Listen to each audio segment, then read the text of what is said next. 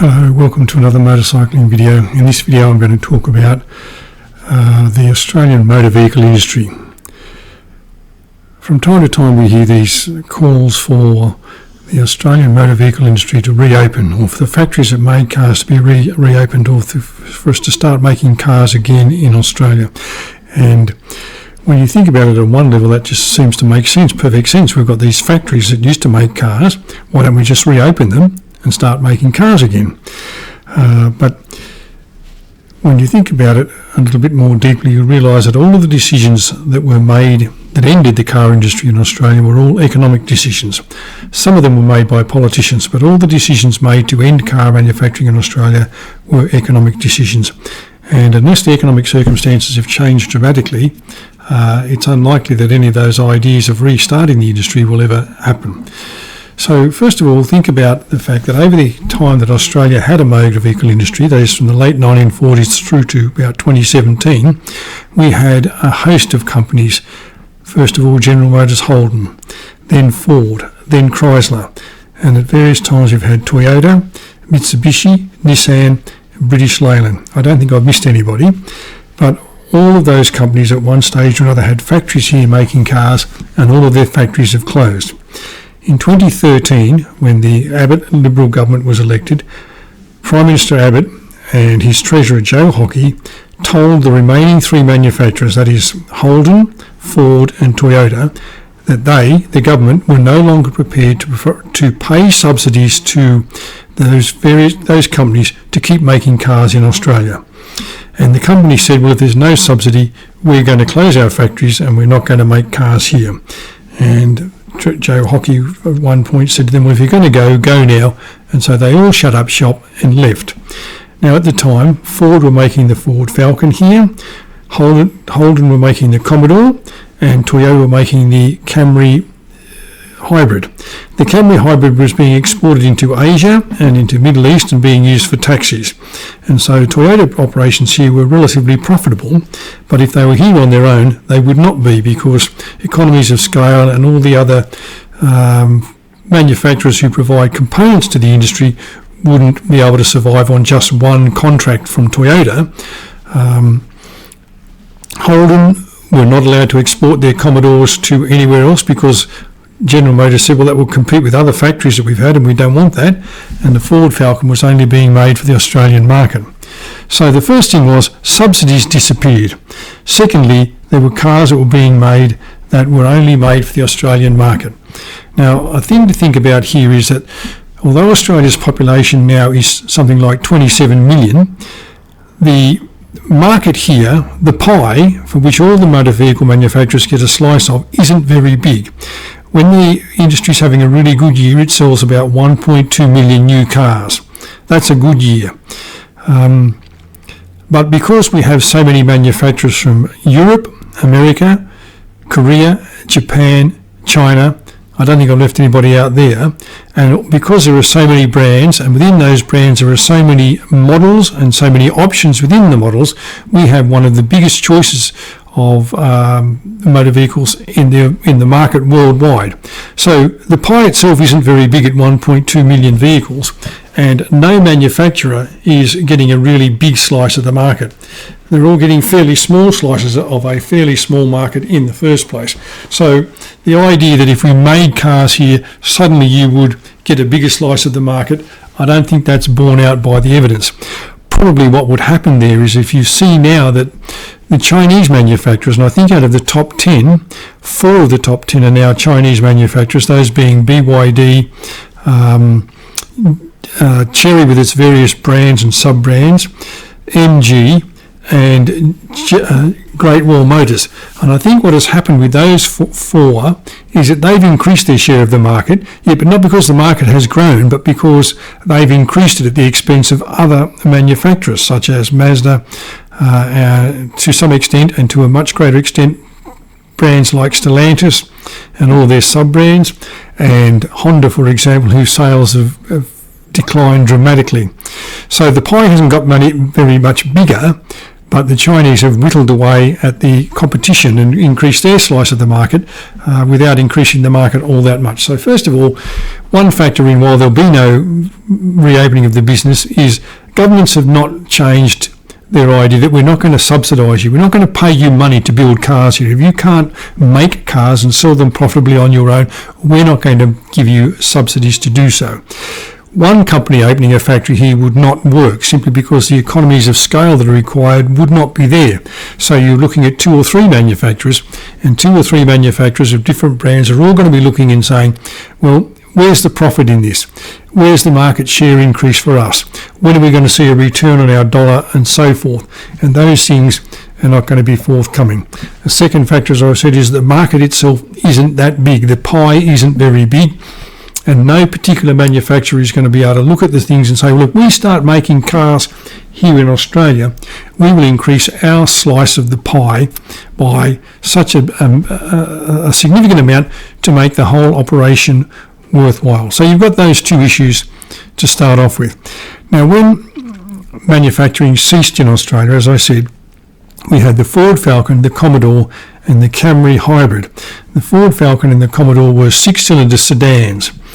The market had changed. First, it had changed into smaller, more fuel-efficient cars and hatches, but then it has changed and changed quite dramatically now, so that I think something like 50% of all sales, of all new car sales, that is, are either SUVs or utes. We're at the point where Ford and Holden in particular were making a car that simply nobody wanted to buy. At the peak of their sales, Commodores were selling something like 200,000 units a year.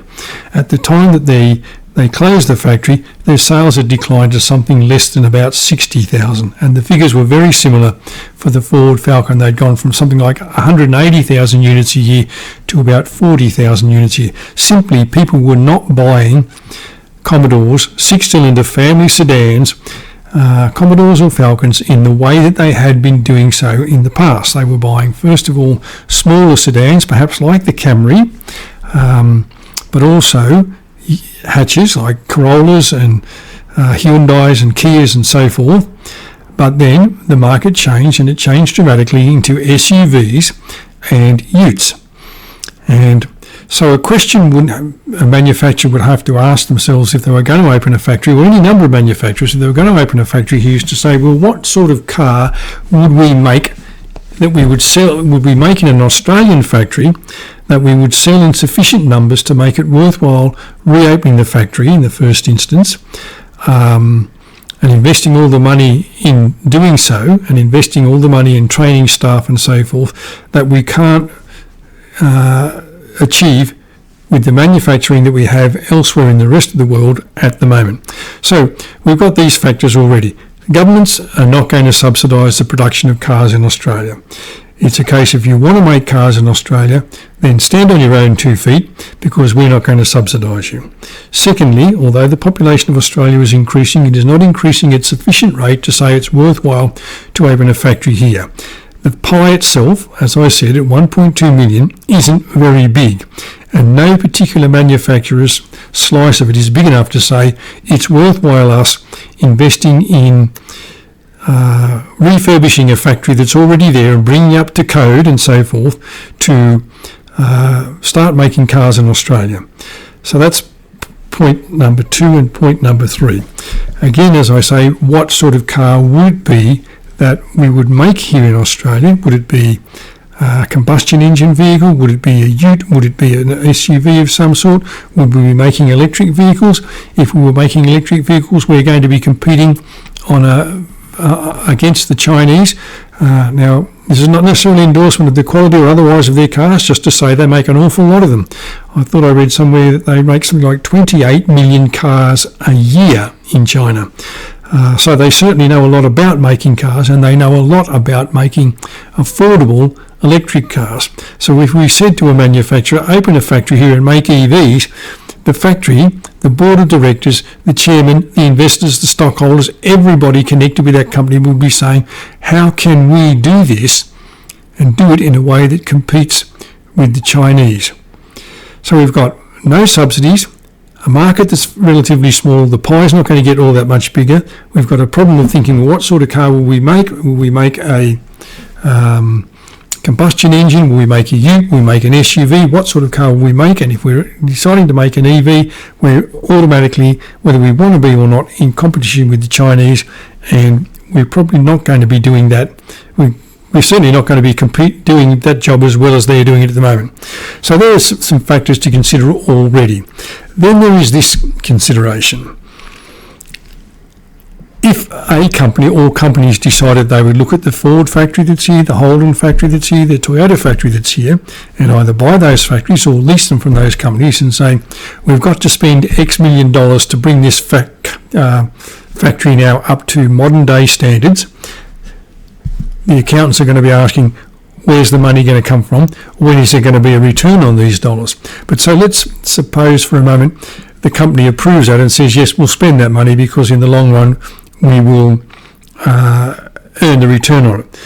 The company then has to say to itself, well, we've decided what sort of car we're going to make and we've decided how we're going to sell it. So that's another box that we've ticked. We believe that we're going to increase our market share by doing so. So that's another box we've ticked. But now becomes the difficult question. Where are we going to find the experienced, skilled labour that we need to run this factory? The last factory here closed in 2017. I'm talking to you in September 2025, so that's 8 years later. Those people who worked in the car industry, some of whom worked there for 20, 30 or more years, have either retired or gone into, if they're still at working age, they've gone to work in another industry. The car making skills that they have or had are now lost to the economy, and an incoming car manufacturer would have to find a whole new pool of staff and train them to be able to operate the machinery and produce the cars in the way that a modern car is made and to the standard that the manufacturer, whoever it is, expects them to be made. Now, as an example of that, Hyundai were opening a factory somewhere in the United States recently. They brought a whole bunch of skilled workers from Korea to the factory in the United States with the idea that the Korean workers would train the American staff who were going to work in this factory in how to operate the machinery and build the cars according to Hyundai standards. Now, Hyundai were very careful to make sure that they abided by all relevant labour laws and visa laws and so on. The Korean workers were not being paid while they were in United States. Their salaries were being withheld and they would be paid their salaries when they got back to Korea, and they would be paid a bonus. So they were in breach of no labour laws and no visa laws. But the Immigration and Customs Enforcement people raided the factory. They rounded up all the Korean workers. They shackled them hand and foot, put them on a bus and deported them. And it was only once they put them on the plane back to Korea that they realised who these workers were and why they were in the country. But by then the damage had been done. Now, I don't expect that Border Force in Australia would do a similar thing, but you see the point. The point is that the modern car factory needs a skilled workforce. We no longer have that skilled workforce because the people who used to work in those factories have now either retired, taken redundancies or whatever, and gone into some other form of work, and they don't have those skills any longer. Sure, some of them might come back to car manufacturing if a factory opened, and it might take them a while to pick up those skills again. Many of them might not, so you then have to train a whole new bunch of people to be able to perform the task to the standard that you want in your factory. So, here is the situation. There is no government that says we're going to pay with subsidy to build cars in Australia.